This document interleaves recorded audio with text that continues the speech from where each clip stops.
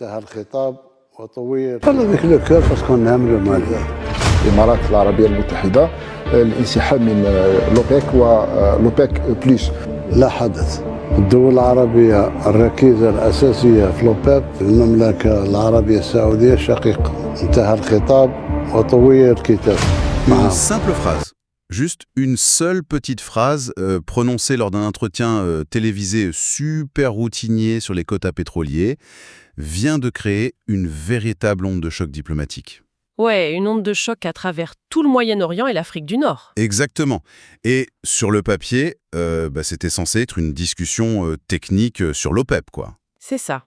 Mais dans les faits, les mots choisis par le président algérien face à la presse nationale, ça cachait une manœuvre géopolitique redoutable. Une manœuvre où l'économie sert de paravent à des tensions beaucoup plus profondes.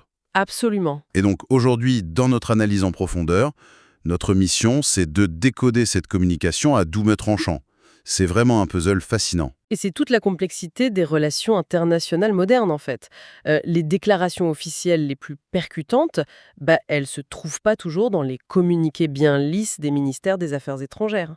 Ah non, c'est clair. C'est souvent au détour d'une phrase concernant les matières premières ou les échanges commerciaux, tu vois. Ouais, là où on s'y attend le moins. Exactement. Mais avant de plonger là-dedans, vu la sensibilité des tensions actuelles entre l'Algérie, l'Arabie saoudite et les Émirats arabes unis, je tiens à préciser quelque chose d'important pour ceux qui nous écoutent. Vas-y, je t'en prie. Notre analyse d'aujourd'hui, elle se concentre strictement sur le décryptage des faits. Des mots prononcés et des dynamiques de communication qu'on retrouve dans nos sources. Ouais, on prend pas parti. Voilà, c'est ça. Il est aucunement question d'endosser ou de valider la position politique de tel ou tel État. On est vraiment là pour examiner la mécanique de cette déclaration en toute impartialité. Et la mécanique, pour le coup, elle est fascinante. Tout s'articule autour d'une prise de parole qui est divisée en deux temps. Deux temps bien distincts, ouais. Alors commençons par la première moitié, si tu veux bien, celle qui a déclenché une vague d'approbation massive. Très bien. Le contexte, c'est donc ce journaliste qui l'interroge, et là, il lâche sa phrase. Ouais, et la phrase, je l'ai sous les yeux, il dit très spécifiquement, Je t'écoute. je cite, « La rumeur est une chose, mais la pierre angulaire dans les pays arabes est le royaume d'Arabie saoudite frère. » Le royaume frère. Et il ajoute, « Le discours est terminé et le livre est fermé. » Ah, c'est fort. L'utilisation du terme pierre angulaire, c'est hyper lourd de sens dans le lexique diplomatique. C'est pas juste pour être sympa. Ah non, pas du tout. C'est pas un simple compliment de bon voisinage, tu vois. C'est une validation stratégique qui est explicite. D'accord. En déclarant publiquement que l'Arabie saoudite est le pilier central, en gros, l'Algérie reconnaît formellement le poids incontesté de Riyad sur les marchés de l'énergie. Comme étant la colonne vertébrale de l'OPEP, en quelque sorte. Exactement. Et la métaphore du livre qui se ferme, ça ajoute une dimension d'autorité absolue. Genre, on n'en parle plus, c'est acté. C'est ça. Ça signale qu'il n'y a plus d'espace pour la négociation ou le moindre doute quant à ce leadership. Et la réception de cette phrase, elle illustre parfaitement son efficacité. En Arabie saoudite, l'extrait vidéo de cette interview, ça a instantanément saturé les réseaux. Ouais, c'est monté en flèche. Surtout sur la plateforme X, ça s'est hissé au sommet des tendances nationales en quelques heures à peine. Ça montre bien l'impact. Totalement. Les analystes, les relais d'opinion saoudiens, ils ont massivement partagé la séquence. Et dans un contexte régional où la communication numérique, c'est souvent un miroir des priorités de l'État. Ouais, rien n'est laissé au hasard sur ces plateformes. Voilà, ce niveau d'engagement montre que le message a touché sa cible en plein cœur. Riyad apprécie vraiment cette reconnaissance publique venant d'un autre producteur historique. Et la viralité de cet extrait, elle s'explique hyper facilement. C'est la convergence parfaite entre le message algérien et l'image que l'Arabie saoudite souhaite projeter d'elle-même sur la scène internationale. C'est-à-dire l'image du grand frère stabilisateur. Voilà, le leader indispensable à l'équilibre macroéconomique de la région, quoi. Lorsqu'un chef d'État étranger valide cette image avec des mots aussi définitifs, ça crée une résonance immédiate. C'est du pain béni pour eux. Absolument. La déclaration, elle offre une victoire d'image gratuite à Riyad. Ça renforce les liens bilatéraux sans même avoir besoin de signer le moindre accord formel. C'est un exercice de style vraiment redoutable. Moi, ça me ferait penser, je me disais en préparant l'émission, Vas-y. c'est un peu comme lors d'un grand dîner de famille. Tu vois ? Ok, je vois le tableau. Le patriarche se lève, il porte un toast à un seul de ses enfants en le qualifiant de pilier de la famille devant tout le monde. Et puis il se rassoit en disant que le débat est clos. Ouais, le fameux livre fermé. Voilà. Alors, c'est super flatteur pour cet enfant-là. Mais pour les autres autour de la table, Ben c'est ça.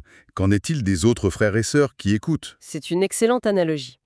Parce que la reconnaissance d'un acteur dominant, ça sert très souvent à marginaliser un concurrent. Donc si le livre est fermé pour l'Arabie Saoudite, ça veut dire qu'il y avait un chapitre juste avant qui a nécessité cette conclusion un peu abrupte. Exactement.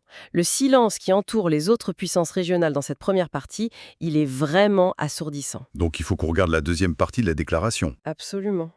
Pour saisir l'intention complète, il faut impérativement examiner la question initiale du journaliste. Parce qu'il l'a pas sorti de nulle part, ce discours. Non, la question, elle portait sur un tout autre pays. Les Émirats arabes unis. Et oui, le journaliste interrogeait le président sur des rumeurs très persistantes. Les rumeurs de retrait, c'est ça? C'est ça, un potentiel retrait des Émirats de l'OPEP. Il y avait des spéculations sur la volonté d'Abu Dhabi de quitter le cartel. Ce qui serait énorme. Et la réponse du président algérien, pour qualifier ce retrait éventuel, ça a tenu en 2 mots. Il a dit que ce serait un, je cite, non-événement. Un non-événement, waouh. Ouais, en précisant que ce départ n'aurait absolument aucun impact sur les équilibres fondamentaux. Dans la sémantique diplomatique, qualifier l'action d'un État souverain de non-événement, c'est l'une des formulations les plus cinglantes qu'on puisse utiliser. C'est une claque en gros. C'est une stratégie d'effacement total. Le message sous-jacent, il est super clair. On juge que l'influence émirati est tellement négligeable que leur présence ou leur absence au sein de l'OPEP ne modifierait pas l'équation. C'est fou de dire ça. C'est une dévaluation verbale directe de leur statut de puissance énergétique, quoi. Sauf que, et c'est là que j'ai envie de te relancer, mathématiquement parlant, ça tient pas la route. Ah non, pas du tout. Je veux dire, on parle des Émirats arabes unis. Ils ont une capacité de production pétrolière colossale, des réserves mondiales majeures, des infrastructures de pointe. Ils pèsent très lourd sur le marché. Si un acteur de ce calibre décidait réellement de s'affranchir d'un cartel basé sur des quotas, ça provoquerait inévitablement un séisme mondial. Les marchés paniqueraient, c'est certain. Les cours du brut réagiraient, la volatilité exploserait. Donc ignorer ces chiffres et appeler ça un non-événement, c'est utiliser l'économie comme une arme purement rhétorique, non? Absolument. Et tu mets le doigt sur le point central. La contradiction que soulève cette réalité mathématique, c'est la clé de voûte de toute notre analyse d'aujourd'hui. D'accord. La gravité économique, elle est volontairement suspendue par le président algérien. Pourquoi? Parce que la logique politique a pris le dessus. Donc l'économie passe au second plan. Complètement. Lorsqu'une déclaration officielle ignore à ce point les faits tangibles du marché, ça prouve de manière irréfutable que le sujet de conversation, c'est pas le pétrole. Et ça ne l'a jamais été. Voilà.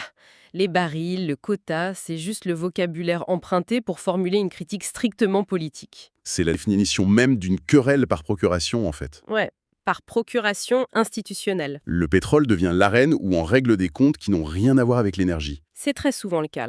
Nos sources soulignent d'ailleurs que cette sortie médiatique, elle s'inscrit dans un contexte d'accumulation de divergences entre Alger et Abu Dhabi. Des désaccords qui s'empilent depuis un moment. Ouais, on parle de désaccords profonds sur de multiples dossiers régionaux, internationaux. C'est une détérioration progressive des relations qui trouve là un exutoire inattendu. C'est que la géopolitique, ça fonctionne souvent par compartimentation, tu vois. Comment ça? On sépare les dossiers. Mais parfois, les tensions débordent d'un compartiment à l'autre. D'accord. L'eau qui déborde du vase. Exactement.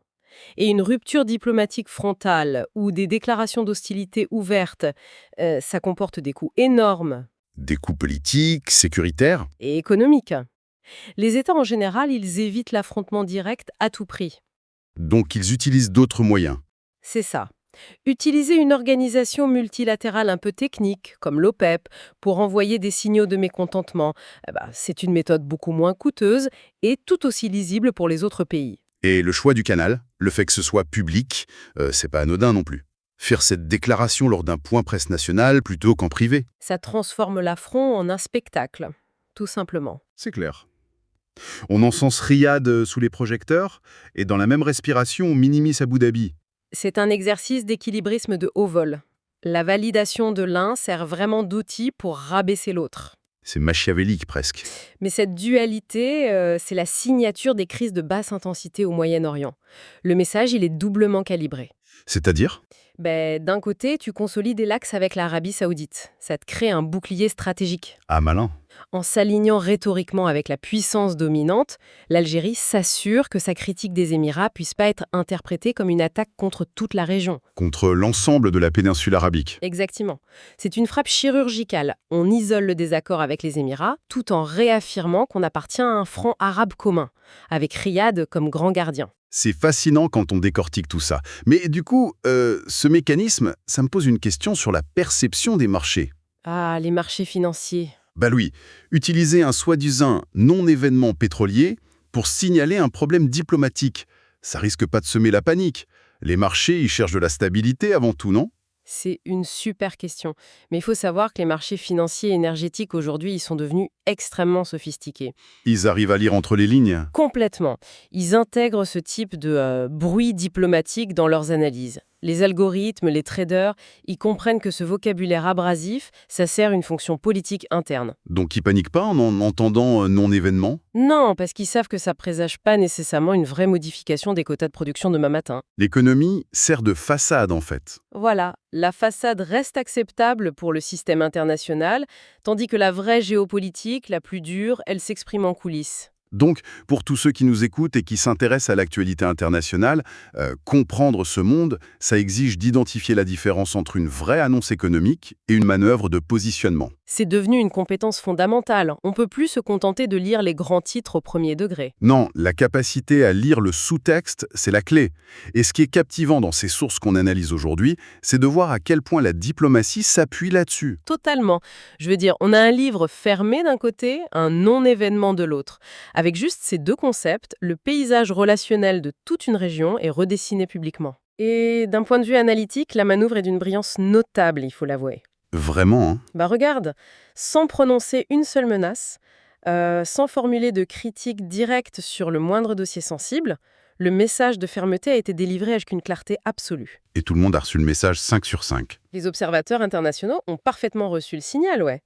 C'est l'essence de l'art diplomatique, faire comprendre tes limites de la manière la plus percutante, tout en gardant la possibilité de nier. De nier qu'il y a un conflit, Oui, puisqu'officiellement, on ne parlait que de quotas pétroliers. Tu vois le niveau. c'est la couverture parfaite, franchement.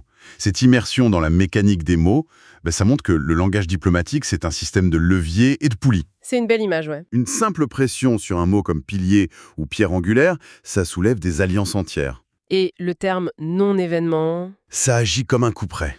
L'économie des ressources naturelles, ça reste vraiment l'alphabet principal pour écrire l'histoire des rapports de force dans la région. Un alphabet qui s'est perfectionné au fil des décennies, au rythme des chocs pétroliers et des alliances qui se font et se défont. Parce que le pétrole est unique pour ça. Ouais, il a une double nature.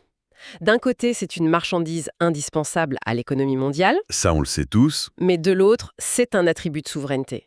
C'est un vecteur de puissance politique brute. Et tant que ces deux dimensions seront là, les marchés de l'énergie resteront le théâtre d'ombre préféré des États pour régler leurs comptes. Exactement.